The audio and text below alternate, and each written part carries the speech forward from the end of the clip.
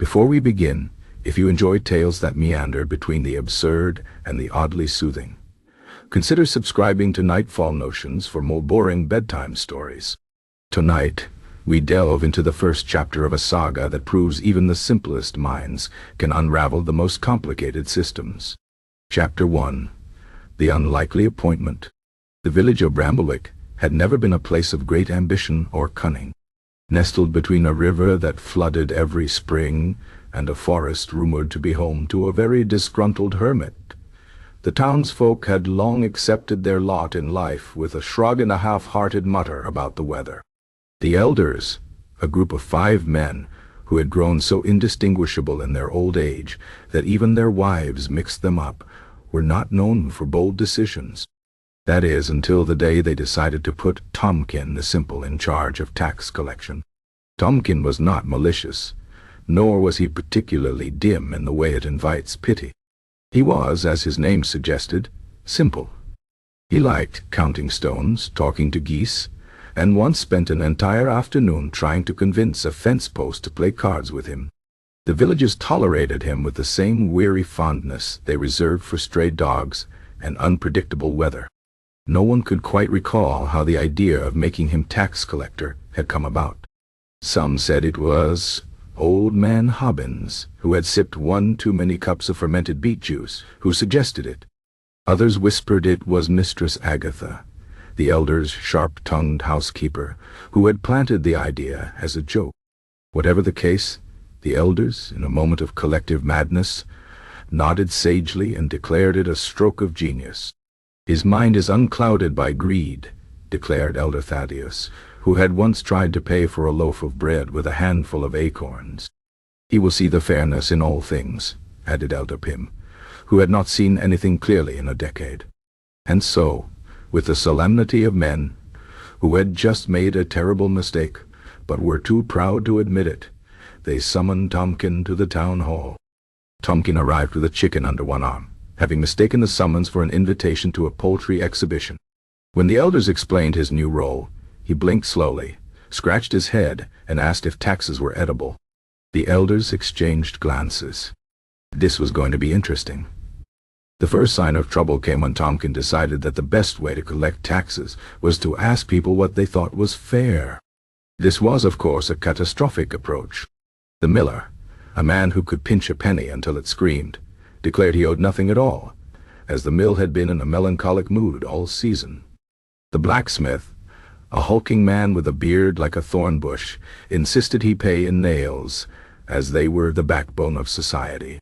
The baker, a woman with a smile like a rusted trap, offered a loaf of bread per month, provided it was counted as 2 loaves if you squinted. Tomkin, ever eager to please, accepted all these terms with a cheerful nod. He recorded the miller's payment as one heartfelt apology, the blacksmith's as 7 nails, bent but enthusiastic, and the baker's as bread, probably.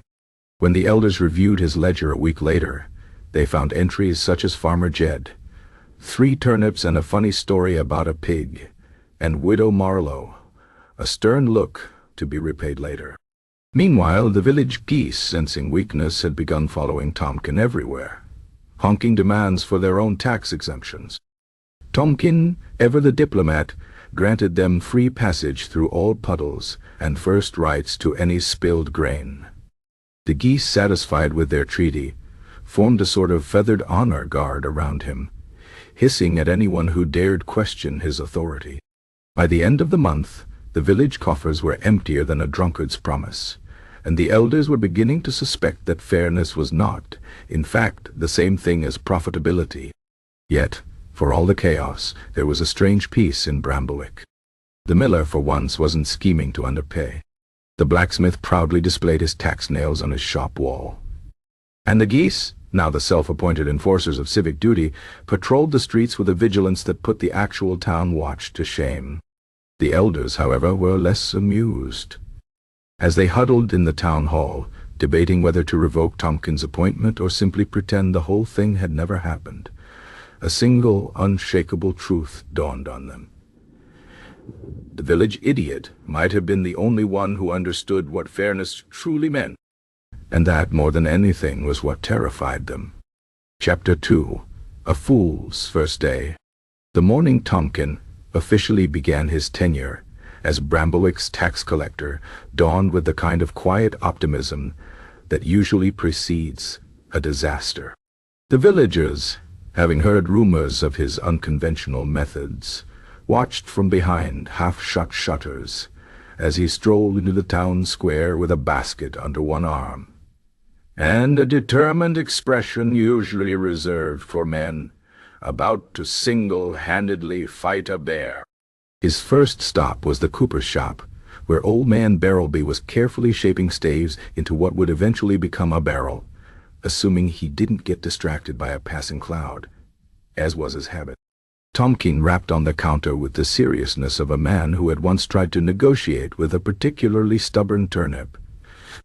"Good morning, Barrelby," Tomkin said, beaming. "I'm here for your taxes." Barrelby squinted. "Taxes, eh? And what form do those take this year?" Tomkin considered this deeply. "Chickens." Barrelby paused mid-hammer strike. "Chickens?" "Yes," Tomkin said, nodding sagely. "They cluck prettier than coins jingle." This was objectively true. Coins did not in fact jingle prettily in Bramblewick, mostly because half of them were either counterfeit or so worn down they resembled vague suggestions of currency. Chickens, on the other hand, were plentiful, opinionated, and had a certain rustic charm. Barrelby, a man who had once traded a perfectly good chair for a duck he'd been told could sing it couldn't, saw no issue with this. He handed over 2 hens and a rooster with a bad temper, which Tomkin accepted as if they were gold ingots. Next was the weaver's cottage, where Mistress Threadley was elbow-deep in dye, turning wool into colors that didn't exist in nature. She had the sharp demeanor of a woman who had once scolded a thunderstorm for being too loud and fully expected it to apologize. When Tomkin announced his chicken-based taxation system, she stared at him, as if he had just declared the sky was now to be considered footwear. "You want me to pay my taxes in chickens?" she said flatly. "Yes," Tomkin replied, "unless you have a goose. Geese are also acceptable. Very honorable birds." Mistress Threadley, who had once convinced a traveling merchant that spider silk was the next big thing in fashion, and thus had a soft spot for terrible ideas, sighed and handed over a particularly fat hen named Bertha, who had a habit of pecking at people's ankles when they least expected it. Tomkin, delighted, recorded the transaction in his ledger as one treasonous fowl, loyalty pending. The blacksmith, already paying in nails, was spared further negotiation. But the butcher, a man named Clegg, with 4 arms like tree trunks and the patience of a stepped-on wasp, was less accommodating. "Chickens?" he bellowed. "What in the 7 hells am I supposed to do with chickens? I've got a business to run." Tomkin, unbothered by the man's volume, tilted his head. "You could sell them. I am the one people sell chickens to," Clegg roared. This was a fair point. Tomkin tapped his chin thoughtfully. "Then cows?" Clegg's face turned the color of an overripe beet. "I'm not giving you a cow." "Half a cow?" "No, to be a cow's opinion on the matter?" Clegg looked as if he were seriously considering whether the village elders would notice if the tax collector mysteriously disappeared into a sausage casing. In the end, he surrendered 3 chickens just to get Tomkin out of his shop, muttering something about the downfall of civilization. By midday, Tomkin's basket was overflowing with poultry, and the village was in a state of mild bewilderment. The geese, now fully committed to their role as enforcers, waddled behind him in formation, hissing at anyone who looked at their new leader the wrong way. Children trailed after the procession, naming the chickens and placing bets on which would escape first. The elders, peering from the town hall's upper window, watched the scene with a growing sense of dread. Editor Thaddeus, who had once tried to pay a debt with a jar of angry bees, rubbed his temples.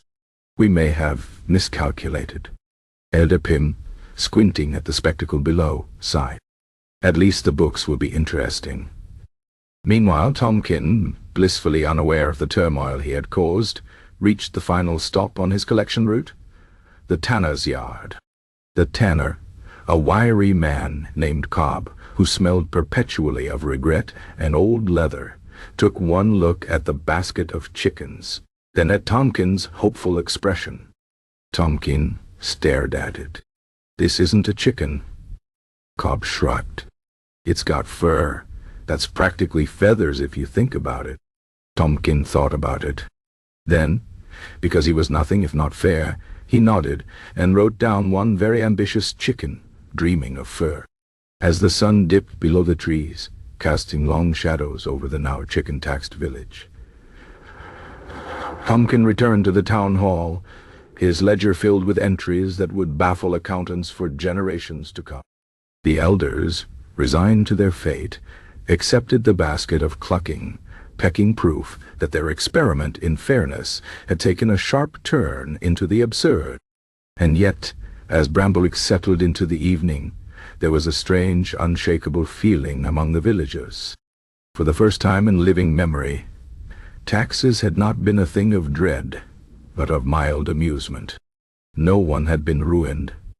No one had been cheated. And somewhere, in the heart of the chaos, a system that made no sense to anyone but Tompkin had somehow worked.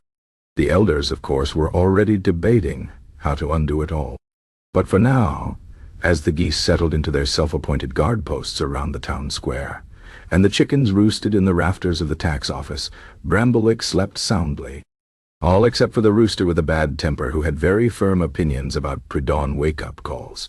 Chapter 3. The Chicken Tax Rebellion.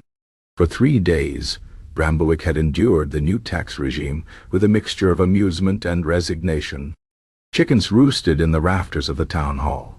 Geese patrolled the streets like tiny, feathered constables, and Tompkin the Simple went about his duties with the serene confidence of a man who had never once questioned whether poultry was a viable currency. But on the 4th morning, the fragile peace shattered like a dropped egg.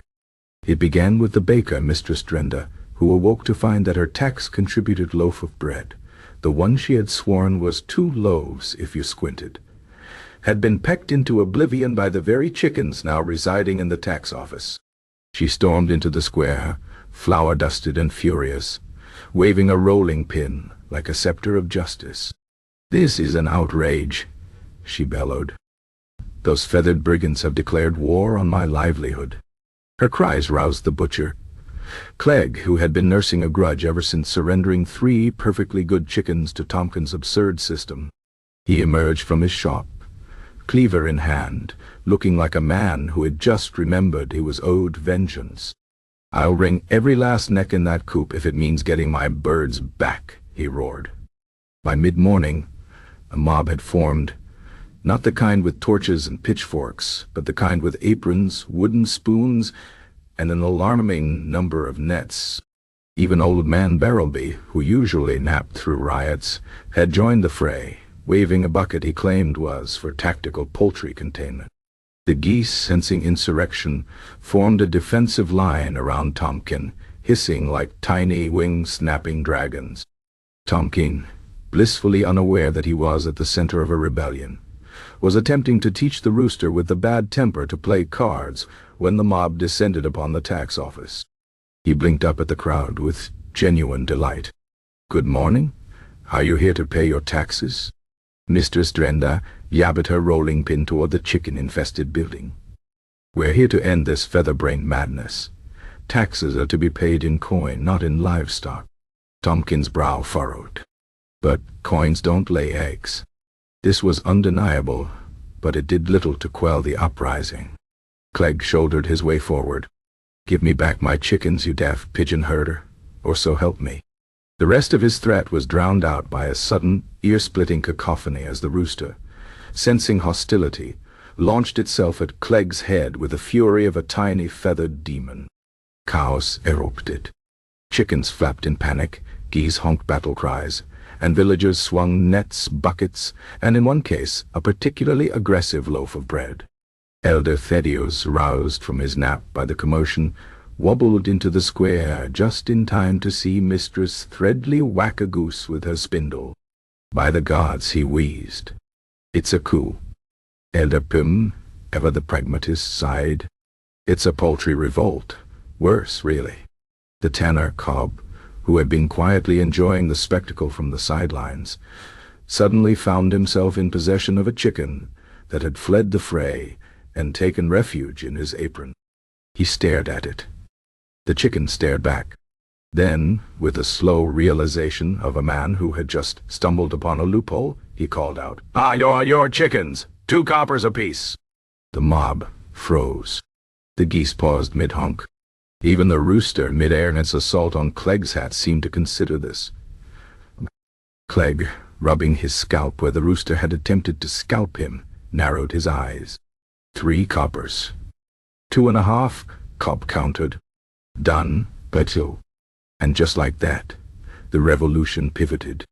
The villagers, realizing they could reclaim their chickens and turn a profit, immediately began negotiating. Mistress Drenda sold hers back for a loaf's worth of coin. Barrowby traded his for a promise of future barrel repairs.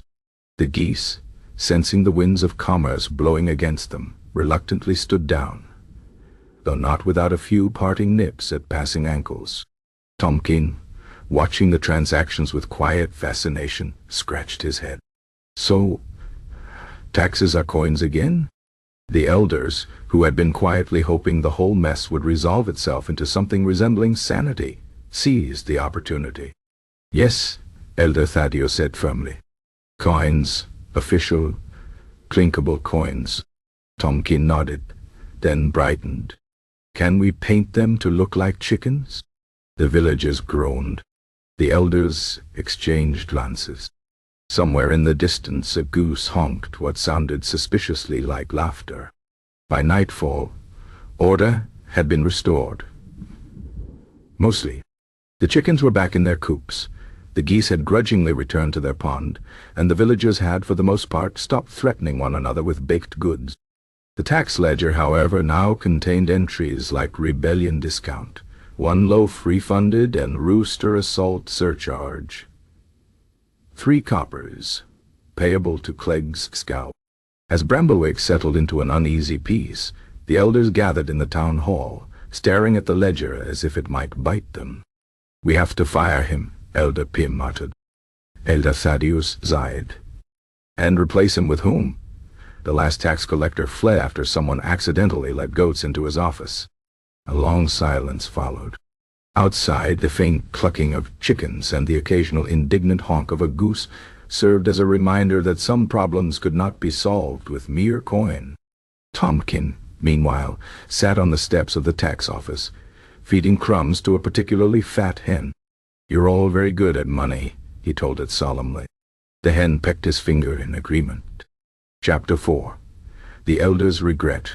The village treasury had once been a place of quiet dignity, a small stone building with a heavy oak door and an iron lock that had rusted shut 3 generations ago. It had housed Bramblewick's meager wealth in the form of tarnished silver coins, a single gold ingot won in a long-forgotten bet, and a suspiciously shiny rock that Elder Pym insisted had historical value. Now, as the 5 village elders squeezed into the cramped space, they were met not with a comforting clink of currency, but with the indignant clucking of 17 chickens, the baleful stare of a one-eyed goat, and the overwhelming stench of what Livestock consider financial contribution. Elder Thaddeus, who had once confidently proclaimed that Tompkins' simple nature would bring fairness to taxation, now stood ankle-deep in straw and regret. "This," he announced to no one in particular, "is a catastrophe." The goat, as if in agreement, chewed thoughtfully on the hem of Elder Pym's robe. Pym attempted to shake it loose, but the animal had the tenacity of a debtor and the appetite of a tax collector. "We cannot possibly present this to the regional magistrate," he said, gesturing to the chaos around them. "He'll think we've lost our minds." Elder Cuthbert, the eldest and most forgetful of the group, peered at the goat. "When did we start accepting livestock as collateral?" "We didn't," Elder Thaddeus snapped. "Tomkin did." "And yet," mused Elder Wimble, who had a habit of stating the obvious as though it were profound, "here we are." The elders fell into a morose silence, broken only by the rhythmic sound of a chicken pecking at Elder Pym's left shoe. The truth was undeniable. Their grand experiment in fairness had backfired spectacularly. The village treasury, once a symbol of Bramblewick's fiscal responsibility, now resembled a poorly managed farm. Elder Thaddeus, ever the reluctant leader, rubbed his temples. "We must reverse this immediately." "And how do you propose we do that?" Elder Pym asked, finally prying his robe from the goat's jaws. "Tomkin believes chickens are legal tender. If we take them away, we risk another rebellion."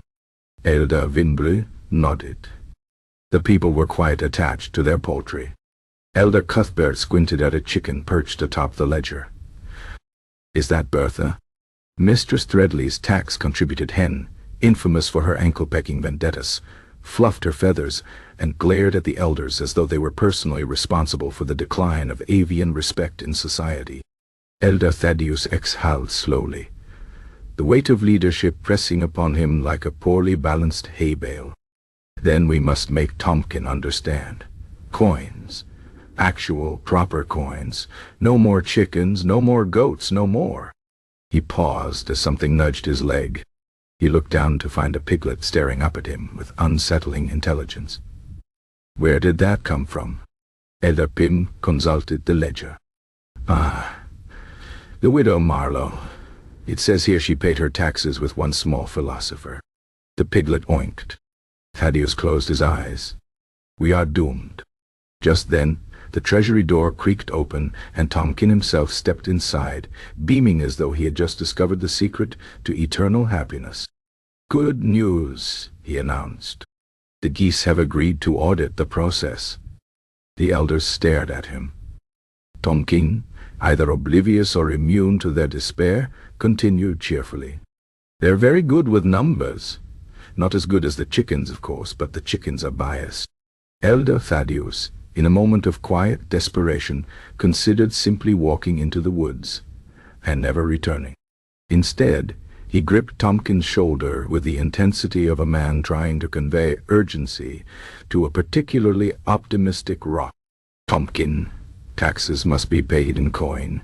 Do you understand? Coin, metal, money." Tomkin's smile faltered. "But coins don't cluck." "No," Thaddeus agreed wearily. "They don't." Tomkin pondered this for a long moment, then brightened. "What if we made the coins cluck?" Elder Pym made a small, strangled noise. It was Elder Wimble who, in a rare flash of practicality, offered the solution.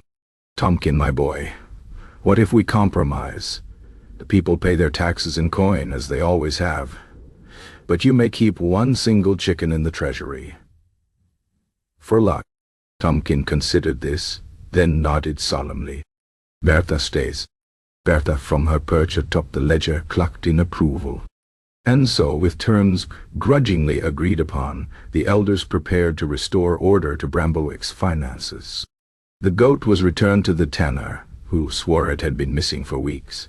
The piglet was adopted by the blacksmith, who claimed it showed promise as an apprentice. And the remaining chickens were redistributed with all the ceremony of a royal decree. As the elders filed out of the treasury, leaving only Bertha and a single lonely copper in the vault, Elder Thaddeus paused in the doorway. "We will never speak of this again." The others nodded fervently.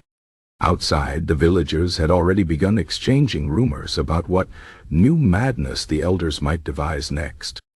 The geese, now unemployed as tax enforcers, loitered near the pond with the air of veterans who had seen too much.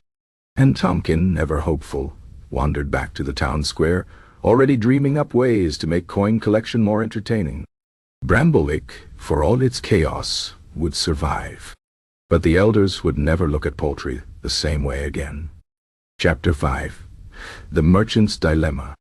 The first sign that this was no ordinary market day came when the traveling merchant, a wiry man named Feldrick with the perpetual squint of someone who had spent too many years haggling under the sun, pulled his cart into Bramblewick Square, only to be greeted not by the usual toll collector, but by Tomkin the Simple sitting, cross-legged, in the middle of the road with a nest of straw. and a determined expression. "Good morning," Tompkin called cheerfully, as if this were a perfectly normal way to conduct municipal business. "Your toll is 3 eggs, please." Feldrick blinked. He had been charged many strange fees in his years on the road. A town that demanded teeth. He still didn't ask. Another that insisted on a verse of poetry, bad poetry at that, and one particularly memorable village where the toll was a firm handshake with the mayor's extremely enthusiastic dog. But eggs were new. "Eggs," he repeated slowly. Tompkin nodded. "Preferably fresh." Feldrick glanced around, half expecting this to be some sort of prank, but the villagers going about their business seemed entirely unbothered. A woman selling cabbages shrugged at him sympathetically. A child feeding scraps to a particularly fat hen offered no explanation. Even the geese, usually the first to raise an alarm at outsiders, merely waddled past with the air of creatures who had long since given up trying to understand human affairs. Feldrick cleared his throat. "I don't have eggs. I have coin. Proper, spendable coin." He jingled his purse for emphasis. Tompkin frowned. "But eggs are better." "Why?" "They hatch." Feldrick opened his mouth, closed it, then opened it again. "You want me to pay my toll in eggs so you can hatch them?" Tompkin beamed. "Exactly." The merchant rubbed his temples. He had dealt with his share of eccentric officials, bureaucrats who insisted on stamps in triplicate, clerks who argued over the placement of commas in permits. But this was something else entirely. He tried reason. "If I pay in coin, you can buy your own eggs." Tompkin's expression turned grave. "But then they wouldn't be your eggs." This was, Feldrick had to admit, technically true. He switched tactics. "What if I paid double in coin instead?" Tompkin gasped, as if Feldrick had just suggested something scandalous. "That wouldn't be fair to the chickens." At this point, a small crowd had begun to gather. The widow Marlowe, who had once convinced a census taker that her cat should be counted as a dependent, nodded sagely. "He's got a point. The chickens have rights." Feldrick, who had not traveled 3 days through bandit-ridden woods only to be out-negotiated by poultry ethics, decided to play along. "Fine. Suppose I did have eggs. How would you know they're good for hatching?" Tompkin, delighted by the question, rummaged in his pocket and produced a small, grimy candle. "We'd test them, of course." The crowd murmured in approval.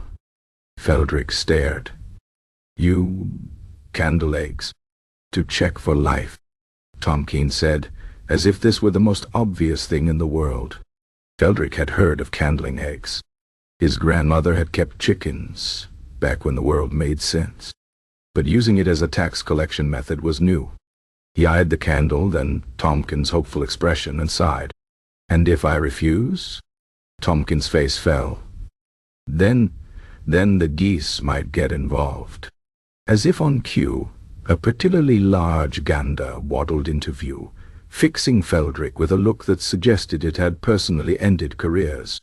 Feldrick was a man who prided himself on practicality.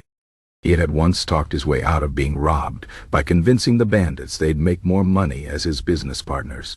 He had negotiated trade deals with men who spoke languages he didn't understand. But this was beyond him. "Fine," he muttered, stumping back to his cart. He rummaged through his supplies, emerging with 3 slightly travel-worn eggs. "Here, happy." Tompkin accepted them with the reverence of a priest receiving an offering. "We'll know in a few weeks." Feldrick opened his mouth to argue, then thought better of it. He had deadlines. Customers waiting. A life to live that didn't involve debating poultry-based economics. He shook his head and urged his cart forward, resolving to add Bramblewick to his mental list of places to avoid it unless absolutely necessary. Behind him, Tompkin was already arranging the eggs in the nest, humming cheerfully as the villagers gathered around to place bets on what might hatch. Elder Thaddeus, watching from the shadow of the town hall, turned to Elder Pim. "We have to do something." Pim sighed. "We tried." He outlasted the rebellion. He befriended the geese. At this point, I think Bramblewick just gisk a chicken-based economy now. Thaddeus groaned. "The magistrate is due next month. How do we explain this?" Pim patted him on the shoulder. "We'll tell him it's an experimental rural initiative." Somewhere in the square, a chicken clucked triumphantly. The geese honked in agreement. And Bramblewick, against all odds, carried on. Chapter 6. The Cow Exchange Incident. The morning Tompkin declared cows to be the new official currency of Bramblewick dawned with the sort of quiet pastoral beauty that usually precedes complete economic collapse. Hens still pecked at the dirt, geese still patrolled the lanes with their usual air of self-importance, and the villagers went about their business, blissfully unaware that their world was about to be turned upside down by the weight of bovine economics. Tompkin made his announcement from atop a milking stool in the town square, flanked by Bertha the hen, now something of a financial advisor, and a particularly large goose who had recently appointed itself Minister of Public Order. From this day forward, he proclaimed, waving a piece of parchment that may or may not have been an old shopping list, all debts, taxes, and business transactions shall be conducted in cows. There was a pause. Then the blacksmith, a man whose arms were thicker than most people's thighs, scratched his beard and asked the question on everyone's mind. "What if you don't have a cow?" Tompkin beamed as if this were the easiest problem in the world. "Then you get one, or you owe one, or you owe part of one." The widow Marlowe, who had once paid her rent in turnips, carved to look like famous historical figures, nodded thoughtfully. Quarter cow installments could work. And so, with the cheerful efficiency of someone who had never once considered the logistics of large livestock as legal tender, Tompkin set about restructuring Bramblewick's entire economy. The first crisis arose when the miller attempted to pay his grain supplier with what he called a very promising calf that turned out to be a goat wearing a cowhide as a disguise. The supplier, a man not known for his sense of humor, immediately declared this to be fraud, at which point the goat, who had its own opinions on the matter, began eating the legal documentation. Meanwhile, the baker discovered that her entire shop could technically be considered half a cow's worth of building materials, and tried to pay her flour debt by offering the back wall. The flour merchant, who had been expecting actual currency, or at least something with others, stared at the proposed transaction for a long moment before slowly walking away, muttering something about moving to a different village.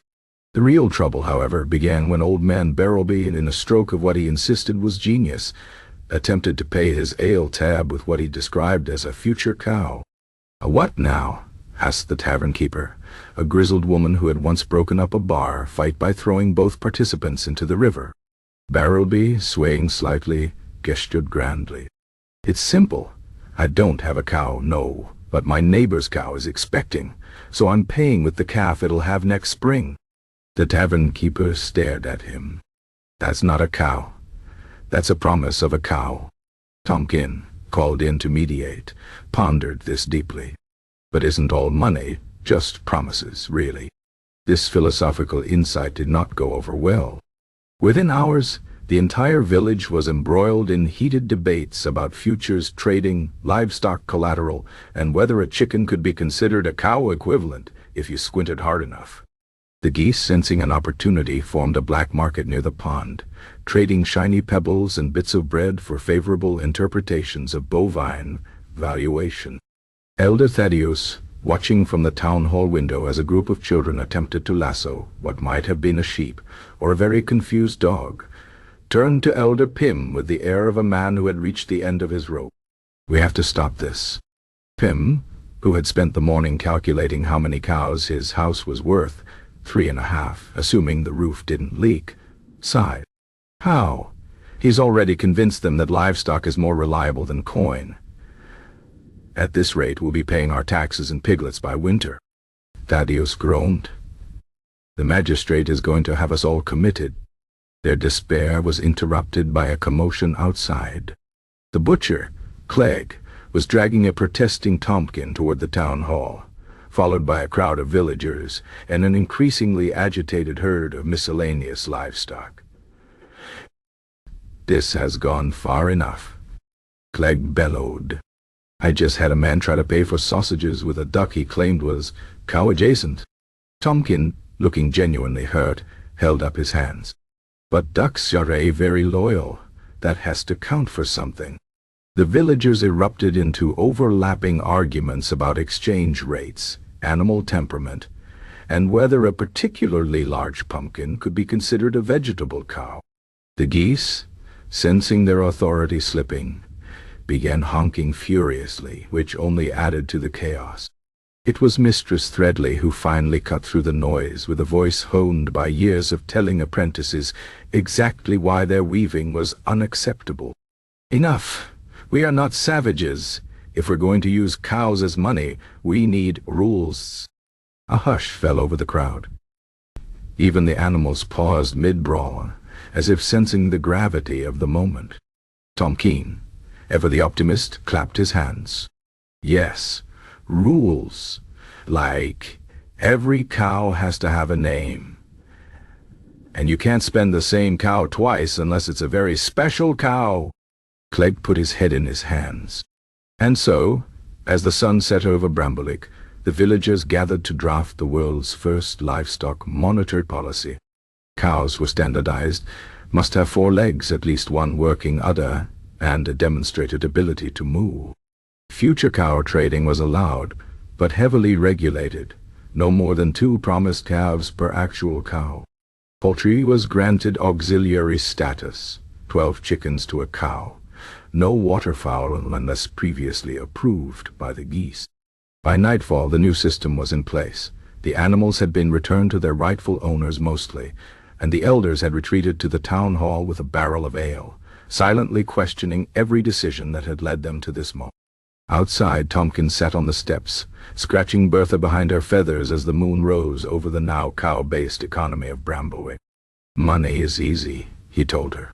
"It's just stuff that matters." Bertha clucked in agreement. Somewhere in the distance, a cow mooed. It sounded suspiciously like laughter. Chapter 7. The Blacksmith's Fury. The blacksmith's forge had always been the heart of Bramblewick's industry, a place of fire, sweat, and the steady ringing of hammer on steel. But lately, the only thing heating up more than the coals was the blacksmith himself. Clegg was a bear of a man, his arms corded with muscle from years of shaping iron, his temper as volatile as the flames he worked with. And on this particular morning, that temper was about to erupt. The final straw came when Farmer Jed arrived to pay his debt, not with coin, not with a cow, but with a cartload of hay. "It's good hay," Jed insisted, patting the bales as if they were prize livestock. "Very grassy." Clegg stared at the offering, then at Jed, then back at the hay. His massive hands clenched into fists. "I don't see wanting hay," he growled. "I can't get at hay. I can't litradig hay. I can't even burn hay properly. It just smokes and smells like regret." Jed took a cautious step back. Tompkin said it was acceptable. That was it. That was the spark that lit the furnace of Clegg's rage. Without another word, he grabbed his heaviest hammer, the one he affectionately called the negotiation tool, and stormed toward the tax office, his boots striking the ground like anvils dropped from a great height. "Gun!" Villagers scrambled out of his path. Geezer, usually fearless in the face of human folly, scattered with panicked honks. Even the rooster with the bad temper, usually eager for a fight, prudently decided to pretend it hadn't seen anything. Tompkin was in the middle of a very serious discussion with Bertha the hen about whether eggs should be taxed before or after hatching, when the door to the tax office burst open with enough force to rattle the shelves. Clegg loomed in the doorway, his face flushed with righteous fury, his hammer gripped like the wrath of an angry god. "Tompkin," he bellowed, his voice shaking the dust from the rafters. Tompkin blinked up at him, completely unfazed. "Good morning, Clegg. Would you like a cup of tea? It's a little grassy, but—" "I don't want tea," Clegg roared. "I want proper payment." Tompkin tilted his head. "But hay is very valuable. Cows eat it. Horses eat it. Even goats eat it, though they complain the whole time." Clegg's eye twitched. "I am not a Waigoti." Tompkin considered this. "No," he agreed. "You're much bigger." For a moment, the blacksmith simply stood there, trembling with the effort of not reducing the tax office and its oblivious occupant to splinters. Then, with the slow, deliberate control of a man clinging to the last fraying thread of his patience, he set his hammer down on the table. "Listen to me," he said, his voice dangerously calm. "I cannot feed my family with hay. I cannot buy iron with hay. I cannot aid you anything with hay, except watch it slowly turn into the physical manifestation of my despair. Do you understand?" Tompkin, for the first time in living memory, looked thoughtful. Then his face lit up. "Oh, you need something special." Before Clegg could react, Tompkin ducked under the table and emerged with a small cloth-wrapped bundle. With the solemnity of a king bestowing a great treasure, he placed it in the blacksmith's calloused hands. Clegg unwrapped it. Inside was a single horseshoe. It was, to put it mildly, the worst horseshoe he had ever seen. The curve was lopsided. The nail holes were uneven. One end was bent at a peculiar angle, as if the maker had gotten distracted halfway through and forgotten what they were doing. It looked less like a tool and more like a metal representation of poor life choices. Clegg opened his mouth, closed it, then opened it again. "What is this?" Tompkin beamed. A special horseshoe. I made it myself." "You made this?" "Yes, well, mostly. The geese helped." Clegg stared at him, then at the horseshoe, then back at him. A strange feeling was creeping over him, one he hadn't experienced in a long time. It took him a moment to recognize it. He was touched. Not in the head, though that was debatable. No, this was something else. This lopsided, misshapen, utterly useless piece of metal was, without question, the most sincere form of payment he had ever received. It was terrible. It was useless. It was, in its own bizarre way, by perfecti. Clegg took a deep breath. Then another. Then, very carefully, he folded the cloth back over the horseshoe. "You know what? Fine, this'll do." Tompkin clapped his hands. "I knew you'd like it. It's got character." Clegg nodded slowly. "That's one word for it." He turned to leave, then paused. "And Tompkin?" "Yes. No more hay." Tompkin nodded solemnly. "No more hay." As Clegg walked back to his forge, the horseshoe tucked carefully into his belt, he realized something strange. He wasn't angry anymore. In fact, he was almost amused. The absurdity of it all, the cows, the geese, the fact that he had just accepted a lump of bent metal as legal tender, should have infuriated him. And yet, back in the tax office, Tompkin turned to Bertha. "See, everyone's happy when you give them something special." Bertha pecked at a stray bit of straw. Outside, the village carried on, blissfully unaware that its blacksmith was now the proud owner of the world's worst horseshoe, and somehow perfectly content with that fact. Somewhere in the distance, a goose honked. It sounded suspiciously like laughter. Chapter 8. The Tax Collector's Feast. The morning of the great feast dawned bright and clear, the kind of day that made even the most cynical villagers pause to admire the way sunlight dappled through the leaves, or some other poetic nonsense. But poetry was far from anyone's mind as the scent of roasting chicken began to drift through Bramblewick, curling around the thatched roofs and winding through the lanes like an edible invitation. Tompkin had spent the better part of a week planning the event. With the enthusiastic help of Bertha, who, as Minister of Poultry Affairs, had strong opinions on seasoning, and the geese, who had appointed themselves both security and sous chefs, despite having no opposable thumbs, he had transformed the village square into a banquet hall. Tables cobbled together from planks and barrels stretched from the well to the blacksmith's forge. Makeshift benches groaned under the weight of villagers who, whatever their misgivings about Tompkins' tax policies, were not about to turn down free food. At the center of it all stood Tompkin himself, wearing an apron that had once been white and a hat that might have been a soup strainer repurposed as headwear. He beamed at the assembled crowd. "Welcome, everyone. Tonight, we feast on the fruits of our collective taxation." There was a murmur of approval, though it tapered off slightly when Mistress Threadley squinted at the main dish and asked, "Is that Bertha's cousin?" Tompkin gasped in mock offense. "Of course not. Bertha is government. This," he gestured grandly to the roasted birds, "is revenue A." This distinction seemed to satisfy most attendees, though a few of the more perceptive villagers exchanged glances that suggested they were doing complicated mental math about the poultry population before and after tax season. The feast itself was a marvel of rustic abundance.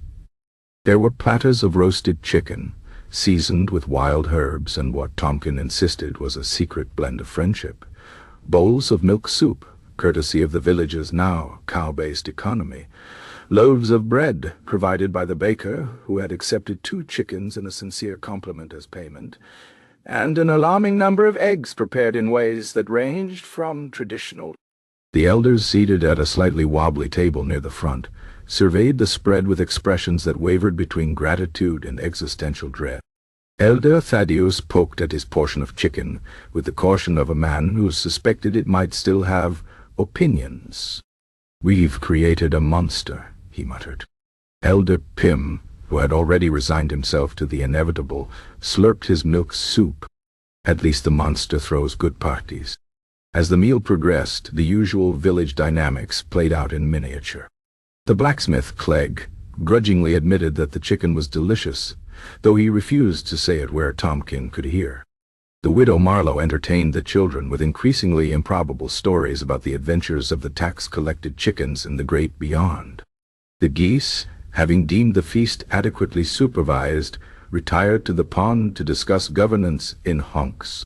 It was during a lull in the festivities that the tanner, Cobb, leaned over to Tompkin and asked the question that had been lingering in the back of every villager's mind. "So, where'd you get all this, really?" Tompkin, his face smeared with butter and contentment, smiled. "From you, of course. All the taxes you paid. The chickens, the eggs, the milk.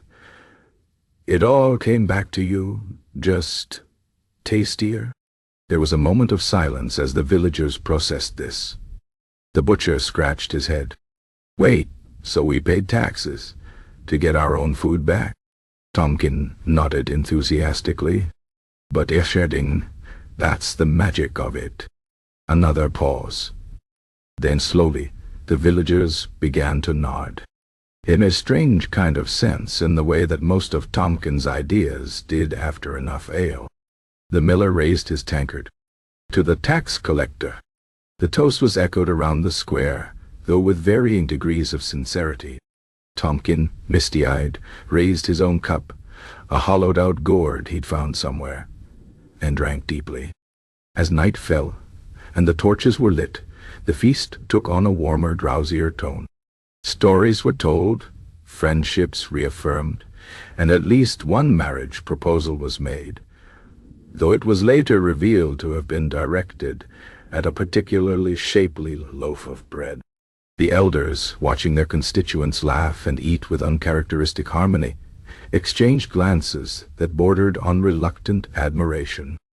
Elder Wimble, the most optimistic of the group, sighed. "You know it's not the worst system." Elder Thaddeus groaned. "Don't say that. Next he'll want to tax the moonlight." Out in the square, Tompkin lay on his back, staring up at the stars, blissfully unaware of the elder's concerns.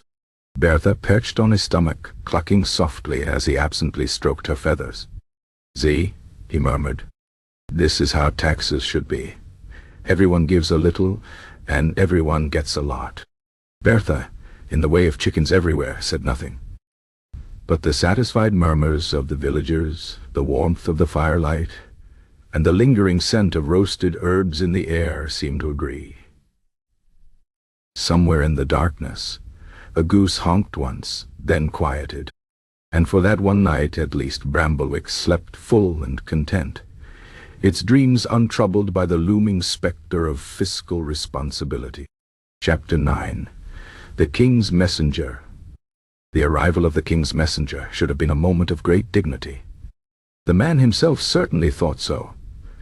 Clad in official livery that had been carefully embroidered to withstand both weather and peasant stares, astride a horse that cost more than most Bramblewick homes, and carrying a scroll, sealed with enough wax to drown a small dog. The villagers, however, had been too busy arguing over whether a particularly fat pumpkin counted as livestock adjacent to notice his approach until his horse nearly tripped over Widow Marlowe's prized turnip garden.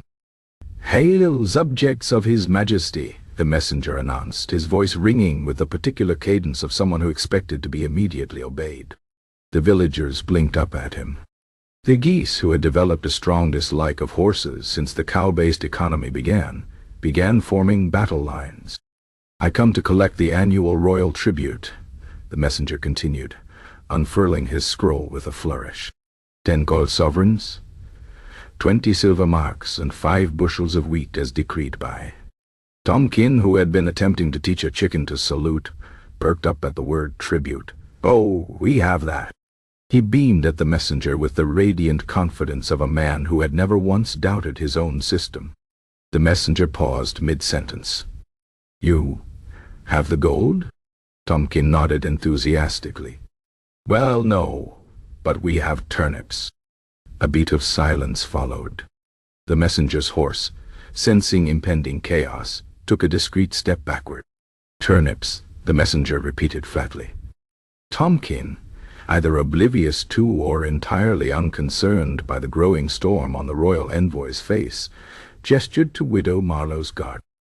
"Very good ones. Some of them look almost like faces if you squint."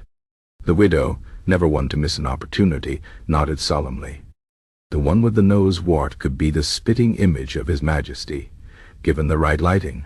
The messenger's face cycled through shades of red, usually reserved for overripe tomatoes. "The crown does not accept turnips." Tomkin frowned. "Why not?" "Because—" The messenger pinched the bridge of his nose. "They're turnips." "But they're very democratic turnips," Tomkin explained earnestly. "Everyone grew some, so everyone contributed. It's fairer than gold, really. You can't eat gold." The messenger opened his mouth, closed it, glanced at the villagers, who were nodding along as if this made perfect sense, took a deep breath. "The king," he said very slowly, "does not want turnips." A murmur of disappointment rippled through the crowd.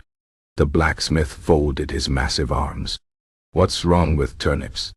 "Yes," piped up the miller's daughter. "They're very nutritious."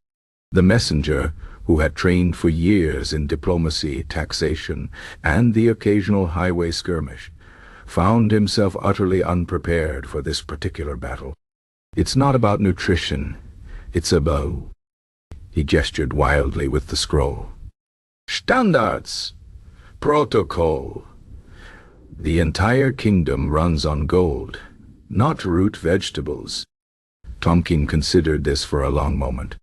Then, with the air of someone making a great concession, he said, "What if we painted the turnips gold?" Something in the messenger's expression suggested his soul had briefly left his body. The Widow Marlowe, sensing an opportunity, added, "We could carve them into little crowns first." The mental image of presenting his king with a basket of gilded, crown-shaped turnips seemed to short-circuit the messenger's higher reasoning. For a full minute, the only sound was the geese gossiping near the well, and the distant moo of what might have been a cow, or possibly just Old Man Barrelby, imitating one again. When the messenger finally spoke, his voice had the hollow tone of a man who had accepted his fate. I will take your offering to the king.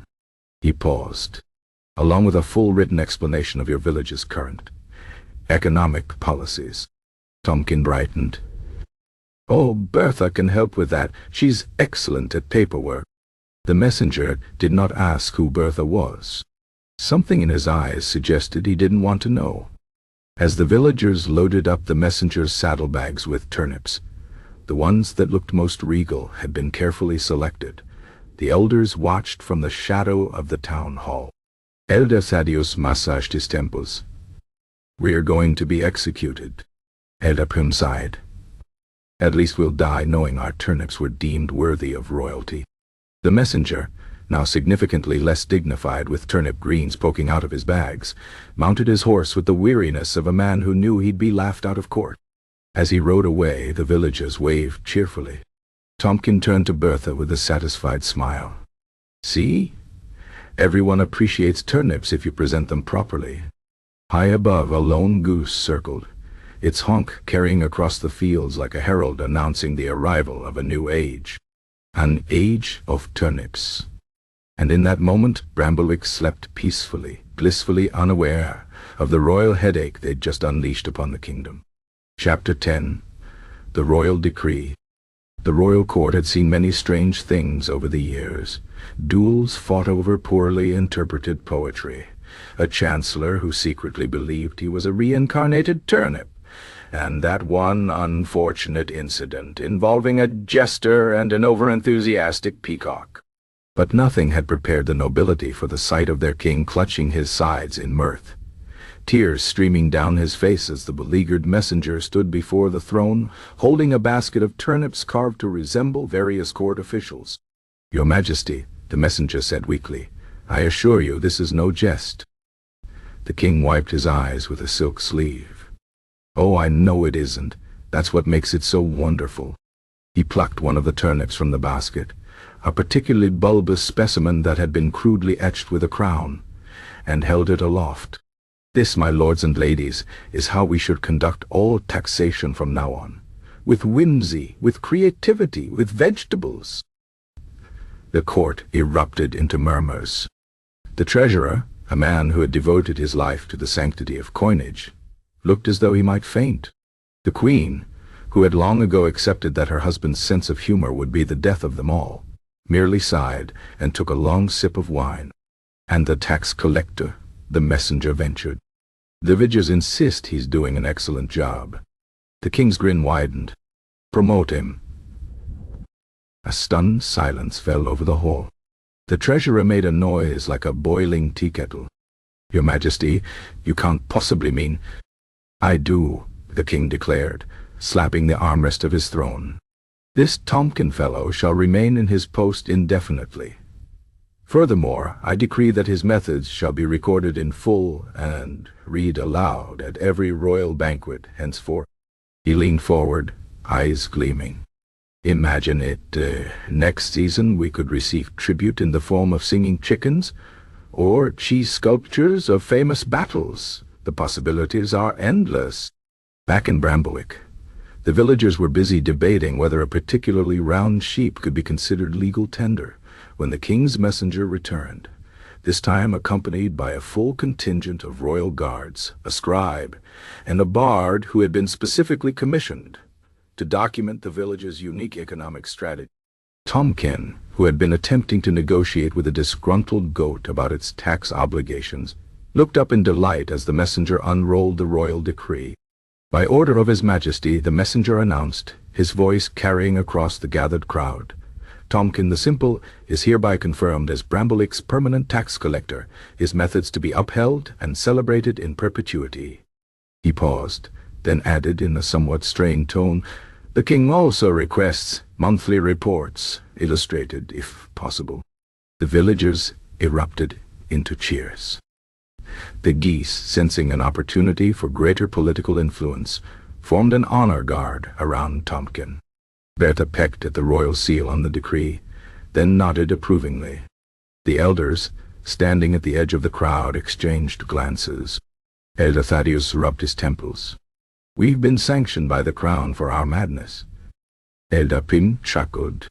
At least now we can't be fired. And so, as the sun set over Bramblewick, the villagers celebrated their newfound royal endorsement with a feast of turnip stew, questionable cheese, and a ceremonial dance performed by the children, which mostly involved flapping like chickens. Tomkin, now officially the kingdom's most unconventional civil servant, sat at the head of the table, grinning as the bard attempted to rhyme livestock liquidity with economic hilarity. High above, the geese kept watch, their honks carrying on the evening breeze like a chorus of feathered bureaucrats. And in the distance, faint but unmistakable, came the sound of the royal court's laughter. A king and his nobles, forever entertained by the village that had turned taxation into an art form. Bramblewick slept soundly that night, secure in the knowledge that their idiocy had, against all odds, become policy. And in the royal palace, a gilded turnip sat upon a velvet cushion, displayed proudly as a symbol of a new era, an era of beautifully organized nonsense. Chapter 11. The village's new economy. Bramblewick's marketplace had never seen such vibrant chaos. Where once there had been orderly stalls of produce and quiet haggling over copper coins, now stood a carnival of barter that would make any conventional economist weep into their ledger. The morning air rang with the sound of negotiations that made perfect sense only to those thoroughly immersed in Tomkin's world. 3 jars of honey for your daughter's wedding veil, called the beekeeper to the seamstress. Only if 1 jar sings, she counted without missing a stitch. Nearby, the blacksmith Clegg had set up an entirely new system of exchange. A sign above his forge read, "Horseshoes, 1 per cow or 3 good jokes, no chicken puns." The villagers had taken to Tomkin's economy with the enthusiasm of ducks to particularly interesting puddles. Old man Barrelby, in a stroke of what he called genius, and others called concerning, had begun accepting promises of future emotions as payment. "I'll take your sadness from next Tuesday for this barrel," he told the miller, shaking on it solemnly. The good, weepy kind mind, none of that vague melancholy. At the center of it all stood the tax office, now more of a bustling trade hub than a government building. Tomkin held court from a stool that had somehow become his throne, surrounded by ledgers that contained entries like, "Farmer yet, paid 1 sunrise, very pretty. Below morrow, owes 2 good decisions, to be collected when available. Geese, exempt, 2 handsome to tax." The royal scribe, sent to document this economic miracle, had given up on proper accounting and was now writing what appeared to be a very surreal play. The system reached its peak, or perhaps its nadir, when Mistress Threadley, the weaver, established the village's first futures market in creative services. "I'll trade you 7 minutes of my best storytelling," she announced to the gathered villagers, "for 2 acts of unexpected kindness and a really good sigh." The baker, never one to be outdone, immediately countered with, "Fresh loaf for anyone who can teach my cat to apologize." It was into this cheerful maelstrom that the king's tax inspector arrived, a pinched man named Grendish, whose entire being radiated disapproval like a small, angry sun. He stood at the edge of the marketplace, clutching his official forms like a shield against the madness. "What?" he demanded of the first villager he could corner, in this case a small child balancing a chicken on his head. "Is the exchange rate between turnips and compliments?" The child thought seriously. "Depends on the compliment. Nice hair is about 2 turnips. You remind me of springtime goes for 6. Grendish made a noise like a deflating bellows. His attempt to impose order failed spectacularly. When he demanded financial records, he was handed a basket of acorns with names carved into them. When he insisted on standardized weights, the villagers brought him stones that were about happy in size. His final undoing came when he confronted Tomkin himself. "This is not how money works," Grendish shrieked, waving his now useless ledger. Tomkin, who was busy teaching Bertha to nod for yes and shake for no, looked up innocently. "Isn't money just pretend anyway? We're all just agreeing that little metal discs matter. Why not agree that other nice things matter too?" Grandish opened his mouth, closed it, looked around at the thriving marketplace where a fisherman was happily trading his catch for bad poetry, watched as the blacksmith paid for his lunch by letting the baker's children braid his beard, saw the royal scribe weeping with laughter as he recorded a transaction involving one dramatic swoon lightly used. Something in his rigid posture softened. That, he admitted slowly, is the most reasonable thing anyone's ever said about economics. By week's end, the villagers found Grandish behind the tavern, happily trading his royal seals for folk songs. His official report to the king allegedly contained only one sentence: "It works, somehow." As twilight painted the marketplace in gold, the villagers gathered to admire their new prosperity, not measured in coin, but in the sheer density of interesting days. Tomkin, watching his people laugh and barter and create, sighed happily. "Money's nice," he told Bertha, "but have you ever been paid in someone's favorite memory?" The chicken clucked softly, which everyone took to mean profound agreement. And high above, the geese kept their watch, honking softly in the gathering dark, the feathered guardians of the most peculiar, most wonderful economy the kingdom had ever known. Chapter 12. The Poet's Ode to Chickens. The morning the poet snapped was the same morning Farmer Jed tried to pay his rent with a chicken wearing tiny leather boots. The sight of the bird comping indignantly across the tavern floor, kicking up sawdust with each step, proved too much for Bramblick's resident wordsmith. Algernon Quill, or Quilly to everyone who knew him, which was everyone, had spent years composing perfectly acceptable verses about sunsets and unrequited love and the occasional heroic goat. But something about that booted chicken, standing there with the righteous fury of a creature forced into footwear, unlocked a madness in him.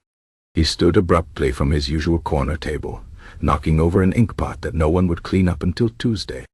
"I must compose an ode," he announced to the room at large. The villagers paused in their various poultry-based transactions. "To what?" asked the baker, who was currently weighing a loaf against 3 eggs and a compliment about his eyebrows. "To chickens," Quilly proclaimed, throwing his arms wide and smacking a passing goose. The goose honked its offense but allowed him to continue, as it too had strong opinions on the subject. "To their noble bearing, their economic virtues, their—" He gestured wildly at the booted fowl which was now attempting to kick the blacksmith. "Indomitable spirit." A murmur of approval ran through the crowd. The widow Marlowe wiped away an imaginary tear. Finally someone said it. And so Quilly began composing what would become the most famous and only 12-stanza ballad about avian fiscal policy in the kingdom's history. He worked through the night, scratching out lines on scraps of parchment, the tavern wall, and once during a particularly inspired moment on the back of a sleeping tanner. The poem began simply enough. "O feathered coin of golden yoke, whose value none dare revoke, more fair than silver, bright as gold, and infinitely more fun to hold." Dun-dun-dun. But by the 3rd stanza, Quilly had fully embraced his muse. "Thy clucks resound through Market Square, a sound more sweet than coins in air. No banker's purse could e'er compare to eggs thou layest everywhere." The village children quickly took up the chorus, chanting it as they played games of tax collector in the lanes. The geese, interpreting the poem as high praise, which it was, strutted with newfound pride. Even Tomkin, who had never quite grasped poetry beyond rhymes are nice, declared it the second greatest thing to happen to Bramblick, right after the great turnip accord. The poem's fame spread. Traveling merchants carried copies to neighboring villages, where it was met with confusion and occasional applause. The royal bard, upon hearing it performed at court, was said to have laughed so hard he fell off his stool, though this may have been the mead's doing. But Quilly's masterpiece reached its zenith when the king himself requested a personal recitation. The villagers pooled their resources, 3 chickens, a promise of good weather, and Bertha's favorite nesting box, to send Quilly to the capital in style. The performance, by all accounts, was legendary. Quilly, dressed in his finest chicken feather cloak, a gift from the widow, delivered each line with the gravitas usually reserved for declarations of war. The court hung on every word, particularly the verse about the gentle tyranny of beaks. When he finished, the king rose from his throne, applauding. "Magnificent," he declared. "From this day forth, this ode shall be read at every royal financial meeting." The treasurer fainted. Back in Bramblewick, life continued in its pleasantly peculiar way. The ballad was carved into the side of the town hall, though some words had to be abbreviated when they ran out of space. Children sang snippets as they played. The geese, now convinced they were poetic muses, became insufferably pretentious. As for Quilly, he found himself suddenly in demand, composing odes to turnips, love songs to goats, and the occasional haiku about taxation. But he always returned to his first love, the chickens who had inspired his greatest work. Tomkin, watching Quilly recite his ode to a new clutch of chicks, sighed happily.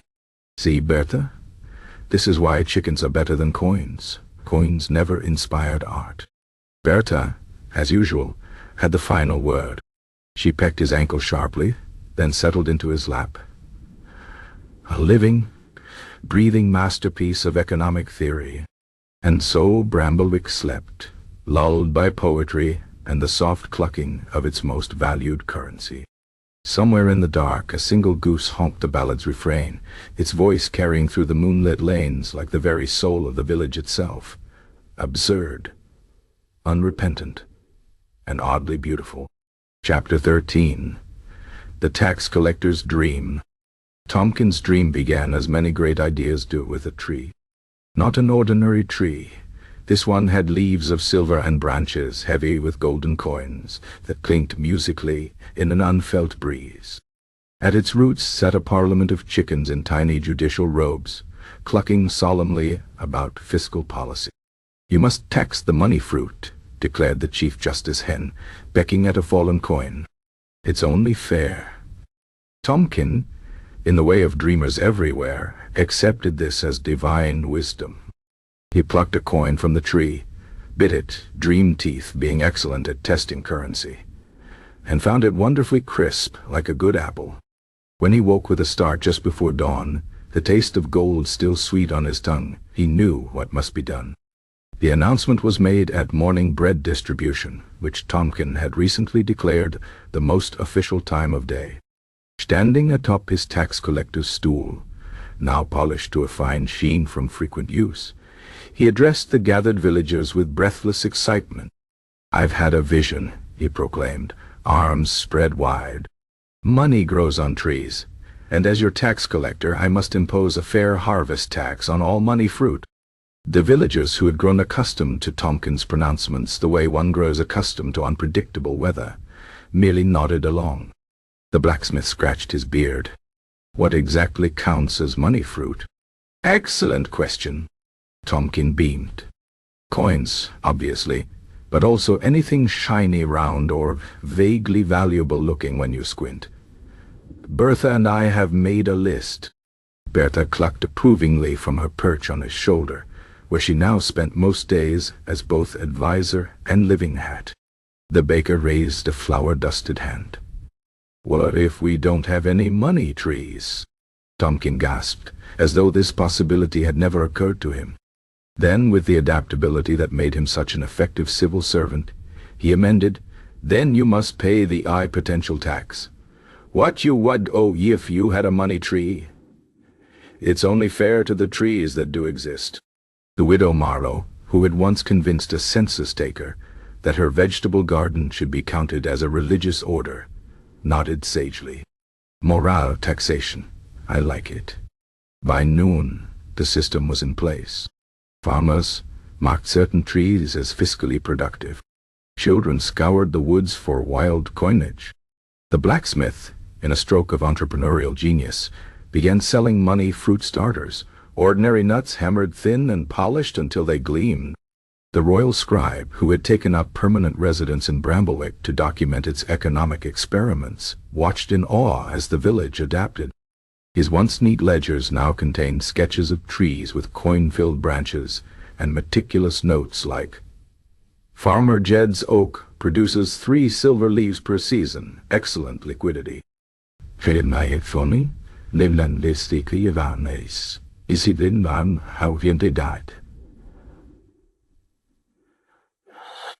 The geese, sensing an opportunity, declared themselves official money fruit inspectors, waddling from tree to tree and honking judgments.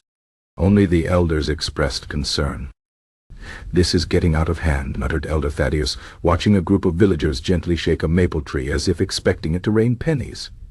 "Elder Pym sighed," says the man who approved the original chicken tax. Their debate was interrupted by a commotion near the well. The traveling merchant Feldrick had returned, this time with a cartload of actual coins to sell. He took one look at the villagers worshipping a particularly knotted elm and paled. "What fresh madness is this?" Tomkin, overjoyed to see his favorite merchant, rushed forward. "Feldrick, just in time for money fruit season. Your toll is 3 shiny things or 1 good financial proverb." The merchant stared at him, then at the villagers, then at Bertha, who gave him her most intimidating stare, which, for a hen, was impressive. With the air of a man surrendering to the inevitable, Feldrick reached into his cart and produced 3 brass buttons. "Will these do?" Tomkin held them up to the light, nodded solemnly, and tucked them into the hollow of the nearest tree. "The treasury thanks you." As twilight fell, the villagers gathered to admire their newly prosperous orchards. Lanterns hung from branches to help the money fruit grow, Tomkin's theory, giving the whole village a magical glow. Children chased fireflies they insisted were loose change. The royal scribe composed a love letter to economics. Tomkin, sitting beneath his favorite tree, a gnarled old apple now officially designated as Bramblewick Central Bank, smiled contentedly. Bertha nestled in his lap, clucking softly as he fed her bits of polished acorn. "See," he whispered, "I told you money could grow on trees." And though no actual coin sprouted overnight, something stranger did happen. The next morning the villagers awoke to find every money tree decorated with dangling tokens. A button here, a washer there, even a few actual coins tucked into the bark by neighbors in the spirit of the game. The widow Marlowe, examining the glittering oak outside her cottage, wiped away a tear. "It's beautiful." High above, the geese kept watch over their newfound wealth, their honks carrying through the dawn like the fanfare of a kingdom where imagination was the most valuable currency of all. And as Bramblewick stirred to life beneath its money trees, even the elders had to admit, it might not make sense, but it worked. Somewhere, in the depths of the royal palace, the king hung a single golden coin from a potted plant and waited just to see. Chapter 14. The Harvest of Confusion. The morning of the great tax collection dawned with an unusual quiet over Bramblewick's fields. Farmers stood beside rows of perfectly tilled earth, gesturing emphatically at empty patches of soil as Tomkin made his rounds with Bertha perched on his shoulder and the royal scribe trailing behind, parchment at the ready. "Behold," declared Farmer Jed, sweeping his arm over a conspicuously bare plot. "This season's finest invisible turnips, each one grown with great care and absolutely no water waste." Tomkin nodded solemnly, squinting at the imaginary harvest. "Marvelous root structure," he observed, crouching to examine nothing in particular. "Very turnipy." The royal scribe hesitated, quill poised above parchment. "How does one assess the value of—" He gestured vaguely at the empty field. "This." "Ah." Tomkin brightened. "We use the squint and nod method. Watch." He demonstrated, screwing up his face and bobbing his head approvingly. "See? At least 3 bushels worth." This system, while unconventional, proved surprisingly effective. The widow Marlowe presented an entire orchard of hypothetical apples, their value determined by how far back spectators leaned when imagining their weight. The miller's wife offered ghost wheat, harvested from dreams, she claimed, which Tompkin accepted as collateral for future baking. Only the blacksmith remained skeptical. "This is ridiculous," Clegg grumbled, arms crossed over his soot-streaked apron. "You can't tax what doesn't exist." Tompkin blinked. "Why not?" Clegg opened his mouth, closed it, threw up his hands.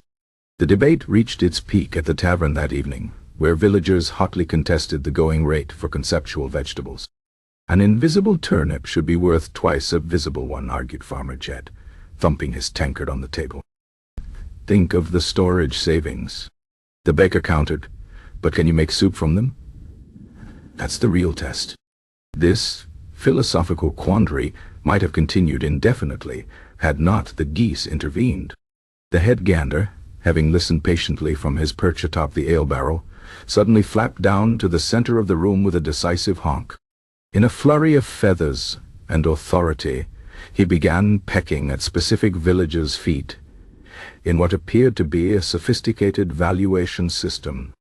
"Ah," Tompkin murmured, watching the goose work. The honk standard. Much more reliable than gold, really. By nightfall, a consensus emerged through some alchemy of poultry arbitration and alcohol. Intangible crops would be taxed at half the rate of tangible ones. Except on Tuesdays, when the exchange rate flipped. The royal scribe, now thoroughly lost to reason, recorded it all in meticulous detail, including a footnote about the inherent spirituality of root vegetables. As the villagers stumbled home beneath a sky full of very real stars, Tompkin lingered in the tavern doorway, gazing contentedly at the moonlit fields, where invisible turnips grew in abundance. Bertha nestled against his neck, clucking softly. "Z," he whispered. "They said our economy wouldn't work, but you can't argue with harvests like these." And though no one could point to exactly where the village treasury kept its stores of phantom produce, everyone agreed. Bramblewick had never been more prosperous. Somewhere in the dark, a single goose honked approvingly at nothing in particular, and the sound carried through the dreaming fields like the voice of progress itself. Chapter 15. The Winter of Discontent. The first frost came whispering across Bramblewick's fields, turning the once lush pastures into crystalline wastelands, and the village's mood from cheerful absurdity to grim realization.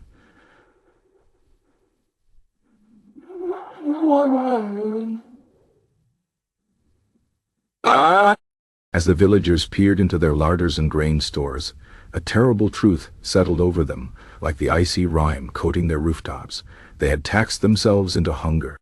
Farmer Yet stood staring at his nearly empty root cellar, where only a few withered carrots remained of what should have been winter provisions. "I swear I had more potatoes," he muttered to his wife, who gave him a look sharp enough to chop wood. "You traded them for 3 chickens and a poem about turnips?" she reminded him. "And don't think I've forgotten about the great invisible harvest debacle." At the baker's cottage, a similar scene unfolded. The once proud shelves stood nearly bare, the scent of fresh bread now just a memory lingering in the cold air. The baker himself sat slumped over his flour-dusted table, staring at the tax receipt Tompkin had given him in exchange for half his autumn yield, a drawing of a very happy goose wearing a crown. "At least the drawing is nice," his apprentice offered weakly. The baker groaned. Only the tax office appeared well provisioned. The small stone building, once just a place for ledgers and occasional poultry naps, now burst at the seams with sacks of grain, wheels of cheese, and smoked meats, all meticulously collected through Tompkin's cheerful taxation system. The realization of this imbalance spread through the village like a chill wind. It was the widow Marlowe who finally voiced what everyone was thinking as they gathered in the freezing tavern, huddled around a single struggling fire.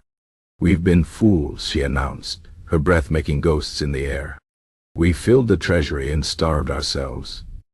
A murmur of agreement rippled through the crowd, though no one wanted to say the obvious, that this was all Tompkin's fault. The cheerful tax collector had become as much a part of Bramblewick as its crooked lanes and opinionated geese. As if summoned by their thoughts, The door burst open, admitting a swirl of snow and Tompkin himself, red-cheeked and beaming. "Good news, everyone," he announced, brushing flakes from Bertha's feathers. "I've invented a new way to keep warm. We just need to—" "Where's our food, Tompkin?" the blacksmith interrupted, his usual gruffness edged with something dangerous. Tompkin blinked, confused by the question. "In the treasury, of course. Safely stored and accounted for. Did you know we have 14 different kinds of jam? I counted them myself." The villagers exchanged glances. The miller stepped forward. "Tompkin, we're hungry. Our children are hungry. You've taken all our food as taxes." For the first time since his appointment, Tompkin's cheerful expression faltered. He looked around at the gaunt faces, at the children with their hollow cheeks, at the fire that seemed to shrink from the accusation in the air. His hands, usually so animated, fell still at his sides. But taxes are supposed to help everyone," he said softly, more to himself than the gathered villagers. Bertha pecked gently at his ear, as if reminding him of something. A long silence followed, broken only by the crackling of the dying fire. Then Tompkin straightened suddenly, his eyes lighting up with a new idea. "Then we'll have a reverse tax day." The villagers stared. "It's simple," Tompkin continued, warming to his concept. "Instead of collecting, we'll distribute. Everyone gets back what they need. The treasury is for all of us, right?" A slow murmur of approval began to rise. The blacksmith's shoulders relaxed slightly. The widow Marlowe's sharp eyes softened. Even the geese, gathered at the windows, seemed to nod their approval. And so, on the coldest day Bramblewick had seen in years, the villagers lined up outside the tax office not to give, but to receive. Tompkin, with Bertha supervising from his shoulder, carefully recorded each transaction, not as taxes paid, but as winter gifts. Farmer Yate got his potatoes back, minus 2 that had mysteriously sprouted legs and walked away. The hazards of storing vegetables with chickens. The baker reclaimed enough flour to restart his ovens. Children received honey cakes they'd only dreamed of in their hungry nights. As the sun set on the redistributed wealth, the villagers gathered once more in the tavern, this time with full bellies and renewed spirits. Tompkin sat quietly in the corner, watching his people laugh and eat, a thoughtful expression on his usually cheerful face. The blacksmith brought him a tankard of ale, placing it before him with a nod. "Not bad, tax collector," was all he said before returning to the fire. Outside, the snow continued to fall, blanketing Bramblewick in white. But inside, warmed by food and fellowship, the winter no longer seemed so harsh. Tompkin raised his tankard in silent toast to no one in particular, then took a sip. Bertha clucked softly in his ear. "Next year," he whispered to her, "we'll tax mittens." And as the fire crackled and the villagers' voices rose in song, even the geese outside seemed to agree. This was a tax policy they could live with. Chapter 16. The Fool's Generosity. The morning of the great redistribution dawned brighter than any Bramblewick had seen in weeks. Pale of winter sunlight streamed through the cracks in shutters, glinting off the frost that coated the village like sugar on a cake. Tompkin stood outside the tax office, bouncing on his toes with barely contained excitement. Bertha perched on his shoulder like a feathered general surveying her troops. "Today," he announced to the gathered villagers, "is the festival of giving." The crowd murmured uncertainly. The widow Marlowe crossed her arms. "What exactly are we giving?" Tompkin beamed. "Everything." With a dramatic flourish he threw open the doors of the tax office, revealing the mountains of provisions inside, sacks of grain piled to the ceiling, wheels of cheese stacked like miniature towers, smoked hams dangling from the rafters like some bizarre winter fruit. The villagers gasped as one, their breath making clouds in the cold air. "But that's all our tax payments," the miller said slowly. "Exactly." Tompkin clapped his hands. And now they're gifts. Everyone gets back what they need. He grabbed the nearest sack and thrust it into Farmer Jed's arms. Here are your potatoes. Well, probably someone's potatoes. Does it really matter whose? The villagers hesitated only a moment before surging forward, their winter-pale faces breaking into smiles as they reclaimed their goods. The blacksmith hefted a side of bacon with a grunt of approval. The baker's children chased each other around a barrel of molasses. Even the geese joined in, waddling off with stolen grain sacks clutched in their beaks. Tompkin danced through the chaos, directing traffic with cheerful abandon. Take more. There's plenty. Oh, Widow Marlowe, you must try this jam. It's from your own berries, I think. The elders watched from the sidelines, their usual expressions of mild horror replaced with something approaching wonder. Elder Thaddeus accepted a wedge of cheese from Tompkin with trembling hands. But the royal taxes, the accounts. Tompkin waved a hand. We'll worry about that later. Today is for giving. As the day wore on, something remarkable happened. The villagers, flush with unexpected bounty, began adding to the pile rather than just taking from it. The baker slipped extra loaves onto the table. The blacksmith contributed a set of new cooking hooks. The widow Marlowe, in a moment of unprecedented generosity, donated an entire crock of her famous pickles. They were too spicy anyway, she muttered. By afternoon, the tax office was nearly as full as it had been at dawn, though now with a different sort of wealth, not just food, but knitted scarves, mended tools, promises of help with spring planting.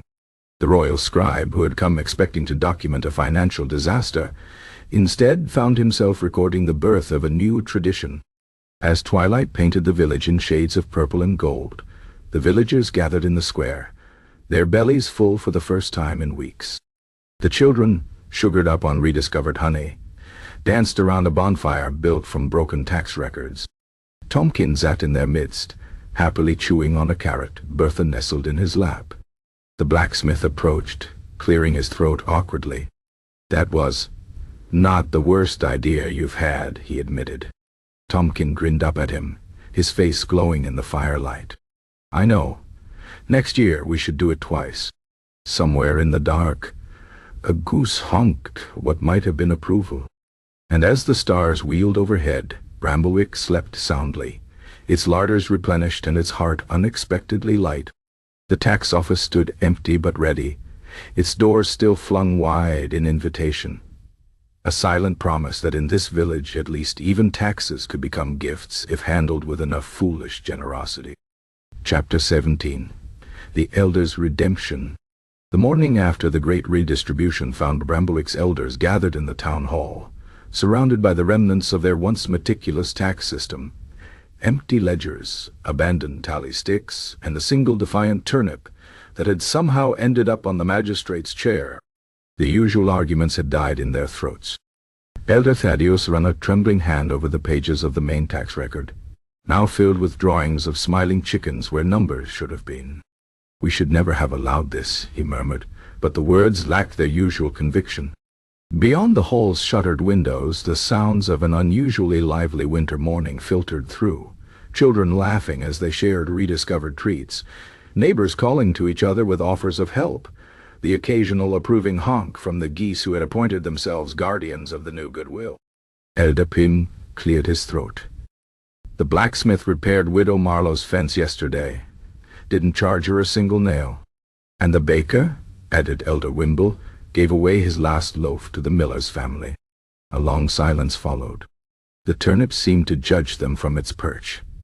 Elder Thaddeus stood abruptly, his chair scraping against the worn wooden floor. Enough, he declared, though whether to himself or his fellow elders wasn't clear. With sudden purpose, he strode to the heavy oak cabinet where the village's ceremonial staff was kept, untouched since the previous tax collector's reign. The others watched in confusion as he removed it, studied its polished surface for a long moment, then snapped it cleanly over his knee. The crack echoed through the hall like the sound of old ways breaking. Right then, he said, brushing splinters from his robe. Let's go see this festival of giving for ourselves. What they found in the village square would have been unimaginable a season prior. Instead of the usual winter isolation, each family huddled miserably in their own home. The entire village had gathered around makeshift tables laden with shared food. Tompkins stood at the center, demonstrating to a group of children how to make tack snowballs. Perfectly round, he explained, so they'd roll properly into next season. Bertha supervised from atop his head, clucking instructions. The elders hovered at the edge of the celebration, uncertain of their place in this new order. It was Tompkin who spotted them first, his face lighting up with genuine delight. "Elder?" He bounded over, trailing children in snow. "We're inventing a new tax where everyone gets a hug. Would you like to pay yours now or later?" Ordinarily, Elder Thaddeus would have recoiled at the very suggestion. But something about the morning's light, or perhaps the lingering scent of shared stew in the air, stayed his usual protest. Instead, he found himself bending slightly to accept an enthusiastic embrace from the young tax collector. To his own surprise, he didn't hate it. As the day unfolded, the elders found themselves drawn into the festivities. Elder Pym was coaxed into judging a snow sculpture contest. He awarded first prize to a remarkably accurate ice rendering of Bertha. Elder Wimble discovered a previously unknown talent for juggling turnips.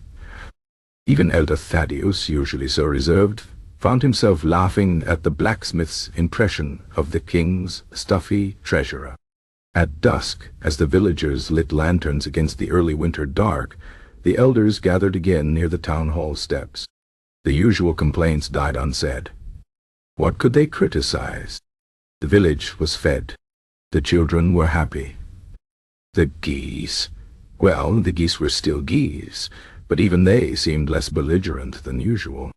Elder Thaddeus sighed, watching Tompkin attempt to teach a very patient cow to dance. "It shouldn't work," he murmured.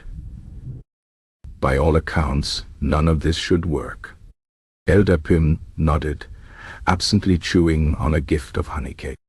And yet, that night, for the first time in living memory, the elders joined the villagers around the central bonfire rather than retreating to their hall. No one commented on this breach of tradition, though the widow Marlowe did raise an eyebrow when Elder Thaddeus accepted a second helping of potato stew. As the fire crackled and the stars wheeled overhead, Bramblewick slept not as a collection of separate households, but as a true village, its eccentric heart beating steadily through the long winter night. And in the morning, when the elders found a single fresh egg laid neatly on the magistrate's desk, courtesy of Bertha, not one of them suggested recording it as taxable income. They simply shared it for breakfast and let the new day begin. Chapter 18. The King's Visit. The royal procession arrived in Bramblewick on a morning when the village geese were in particularly fine form, having recently declared themselves the official royal welcoming committee after intercepting the king's messenger 3 days prior. They now stood in perfect formation along the muddy lane, heads held high, wings slightly spread in what they clearly believed was a regal posture, though it mostly made them look like feathered gargoyles. The king himself rode at the head of the column, his velvet cloak already spattered with road mud, his expression wavering between amusement and bewilderment as he took in the spectacle before him. The villagers had decorated the square with what appeared to be tax-related art. Turnips carved to resemble coins, chickens wearing tiny crowns, and a large banner that read, "Welcome, Your Majesty. Tax deductible." At the center of it all stood Tompkin, grinning widely, Bertha perched on his shoulder as always. He wore his tax collector's sash, though it had been repurposed into a sort of sling for a very disgruntled-looking gosling, and held a basket overflowing with eggs, flowers, and what might have been a partially eaten loaf of bread. The king dismounted, brushing dust from his sleeves as his attendants hurried to arrange themselves behind him. He studied Tompkin for a long moment, clearly expecting the village idiot he had heard so much about. Instead, he found a man whose eyes sparkled with a kind of uncomplicated joy, whose hands were calloused from honest work, and whose entire being radiated a contentment most monarchs could only dream of. "So," the king said at last, "you're the tax collector who prefers chickens to coins." Tompkin nodded so vigorously that Bertha had to flap her wings to keep balance. "Oh yes, coins don't cluck, you see." The king's lips twitched. "I had noticed." He glanced around at the villagers, who were watching the exchange with the rapt attention of an audience at a particularly good puppet show. "And do your methods work?" Tompkin blinked. "Well, everyone's fed. The geese are happy. And last week Farmer Jed's daughter traded 3 eggs for a poetry lesson, so—" He shrugged as if this explained everything. The king stroked his beard, considering. Then, with the air of a man about to perform an experiment, he reached into his purse and withdrew a golden sovereign. He held it up, letting the sunlight glint off its surface. "And what would you do with this?" Tompkin studied the coin with polite interest, then reached into his own pocket and pulled out a slightly dented chicken feather. "Trade you?" The courtiers gasped. The villagers held their breath. The geese honked what sounded like financial advice. The king stared at the feather. Then, to everyone's astonishment, he laughed, a deep, rolling sound that seemed to shake the very cobbles of the square. "By the gods," he said, wiping his eyes, "I think you might be the only honest tax collector in the kingdom." He turned to his treasurer, who was already looking faint. "Make a note. From now on, Bramblewick shall pay its royal taxes in whatever this man deems appropriate." The treasurer made a noise like a deflating bladder. "Your Majesty, you can't possibly." "I can," the king said firmly. Then, to Tompkin, "Provided I get occasional updates on the geese. I find them refreshingly straightforward." Tompkin beamed. "They do keep the tax records now. Very organized." And so, as the sun climbed higher, the king of the realm sat on a hay bale throne in the Bramblewick Square, sampling tax honey and listening to the villagers explain their system with the serious air of scholars discussing high philosophy. By afternoon, he had been persuaded to declare an annual festival of giving across the entire kingdom. By evening, he had traded his royal signet ring for a chicken named Gertrude, who, according to Tompkin, had an excellent head for figures. As twilight settled and lanterns were lit, the king stood to leave, his pockets mysteriously full of eggs, his heart lighter than it had been in years. He paused beside Tompkin, studying the man who had unwittingly turned taxation into an act of community. "You know," the king mused, "they call you the village idiot." Tompkin nodded cheerfully. "Oh yes, but then they used to call taxes unfair too." He scratched Bertha's head thoughtfully. "Sometimes it takes a fool to see what wise men overlook." The king considered this. Then, with the ghost of a smile, he mounted his horse and rode away into the gathering dark, leaving Bramblewick to its peaceful, peculiar prosperity. And high above, the geese kept watch, their honks fading into the night like the echoes of a revolution no one had seen coming. The next morning, the villagers would find a single golden sovereign left in the tax office, not as payment, but as a gift. Tompkin, after some consideration, used it to buy Gertrude a friend, because, as he explained to Bertha, even tax chickens deserved company. Chapter 19. The Royal Appointment. The royal messenger arrived in Bramblewick just as Tompkin was attempting to teach Gertrude the chicken to nod in agreement. A vital skill, he insisted, for any self-respecting tax official. The scroll he carried was wrapped in velvet and sealed with enough wax to sink a small boat, and the villagers gathered around with the hushed reverence usually reserved for particularly interesting mushrooms. Tompkin accepted the scroll with his usual cheerful confusion, turning it upside down before Bertha corrected him with a sharp peck to his ear. "It's from the king," the messenger announced, his voice echoing through the silent square. "His Majesty formally requests the presence of Tompkin the Simple at court, to serve as Royal Minister of Laughter and Livestock." The silence that followed was so complete that even the geese paused mid-honk. The widow Marlowe's eyebrows climbed so high they nearly vanished into her hairline. The blacksmith dropped his hammer on his own foot and didn't even swear. Tompkin blinked at the scroll, then at the messenger, then at Bertha. "What's a minister?" The messenger opened his mouth, closed it, then decided to focus on the more answerable part of the question.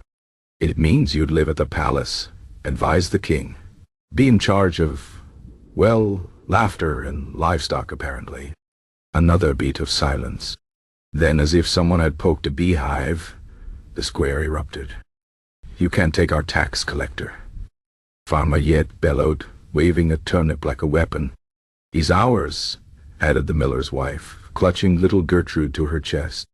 The geese, interpreting this as an assault on their bureaucratic authority, formed a defensive circle around Tompkin, hissing like tiny, feathered dragons. Amid the uproar, Tompkin stood perfectly still, his usually animated face uncharacteristically thoughtful. He scratched Bertha's head absently, his gaze drifting over the villagers, the baker who had once paid his taxes in bread shaped like animals, the children who played tax day in the lanes, the elders who had gone from scolding him to sharing honey cake by the fire. Then, with the decisive air of a man who had weighed gold against contentment and found gold wanting, he handed the scroll back to the messenger. "Tell the king thank you," he said, smiling that simple sunlit smile that had somehow reshaped an entire village. "But my chickens need me here." The messenger sputtered. "You can't refuse the king." Tompkin tilted his head. "Why not?" The question hung in the air, so obvious in its logic that even the messenger had no rebuttal. What could the palace offer that Bramblewick hadn't already given him? More gold? He preferred eggs. More power? He already had the geese's loyalty. More prestige? He was a man who once declared a national holiday because a duck looked at him funny. In the end, the messenger left with only a jar of the widow Marlowe's infamous pickles and a slightly dented royal scroll. The villagers returned to their business, though with more hugging than usual. The geese held an emergency assembly near the pond to discuss promotions. That evening, as the sun painted the sky in farewell colors, Tompkin sat on his favorite stump outside the tax office, Bertha in his lap, Gertrude pecking at his boots. One by one, the villagers came, not with complaints or taxes, but with small gifts. A fresh loaf from the baker, a new scarf from the weaver, a surprisingly good limerick from the blacksmith. Elder Thaddeus was last, carrying something wrapped in cloth. He cleared his throat awkwardly before extending it. "For you," he muttered, "since you're staying." Tompkin unwrapped it to find a polished wooden plaque reading Chief Tax Collector and Minister of Bramblewick in careful lettering. At the bottom, someone had carved a small chicken. Tompkin's eyes shone as he traced the letters with one finger. "It's perfect," he whispered. And as the first stars appeared overhead, Bramblewick settled into its nightly peace, content in the knowledge that some treasures were too valuable to trade, even for a crown. Somewhere in the dark, a single goose honked softly, the sound carrying through the sleeping village like a promise. Tomorrow would bring more absurdity, more laughter, and perhaps, if the mood struck, a new tax on unusually shaped cloud. But for now, all was well. Final chapter. The Legacy of Laughter. Years later, when travelers passed through Bramblewick and marveled at its prosperity, the bustling market where goods were traded for songs and stories, the school where children learned math by counting chicken eggs, the tax office that had expanded to include a tea room. They would ask about the portrait hanging above the hearth. It showed a smiling man with a chicken on his shoulder and a crown of daisies, his eyes alight with a wisdom that had nothing to do with books and everything to do with joy. "Oh, that's Tompkin," the villagers would say, their own faces lighting up at the memory. "Our tax collector." And if the travelers pressed further, asking how such an unconventional man could have left such a mark. The answer was always the same, delivered with a shrug and a knowing smile. Some things only make sense if you don't think about them too hard. Outside, the geese would honk in agreement, their official tax collector sashes glinting in the sun as they patrolled the lanes, keeping watch over a kingdom built on laughter, loyalty, and the occasional very good turnip. And so Bramblewick thrived. Its legacy carried not in gold or glory, but in the simple, stubborn belief that happiness was currency enough. Indu. Chapter 20. The Legacy of the Fool. On the 50th anniversary of Tompkins' appointment as tax collector, the village of Bramblewick threw a festival that made the old days seem tame by comparison. The square overflowed with chickens wearing miniature crowns, geese sporting official-looking sashes, and villagers trading goods for jokes, songs, and the occasional interpretive dance. A statue of Bertha stood proudly beside the well, her bronze wings outstretched as if still supervising tax collection from beyond the grave. The blacksmith's grandson, now an old man himself, regaled children with tales of the great turnip accord. "We paid our debts in vegetables back then," he said, eyes twinkling, "and somehow wound up richer for it." The little ones giggled, unable to imagine a world where coins mattered more than kindness.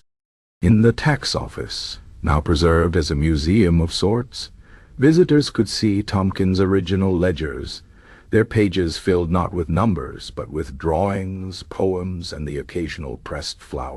The current tax collector, a serious woman with a surprising penchant for chicken-based economics, kept the tradition alive by accepting payments of joy every third Tuesday. The elders' descendants gathered at their usual table in the tavern, toasting Tompkins' memory with honey meaded. "To the village idiot," said Elder Thaddeus the younger, raising his glass, "who proved that sometimes the wisest systems are the ones that make no sense at all." As twilight painted the square gold, the villagers made their way to the cemetery, where Tompkins' grave was always decorated with fresh eggs and polished stones. A new plaque had been installed that morning, carved with the words he'd lived by: "Tax what matters, share what you can, always listen to the chickens." Back in the square, the geese held their annual vigil, honking old tax codes into the gathering dark. The statue of Bertha watched over them all, her bronze gaze forever fixed on the office where a simple man had once turned governance into an act of love. And as the stars came out, Bramblewick slept, its dreams full of laughter, its heart light, its taxes still delightfully absurd.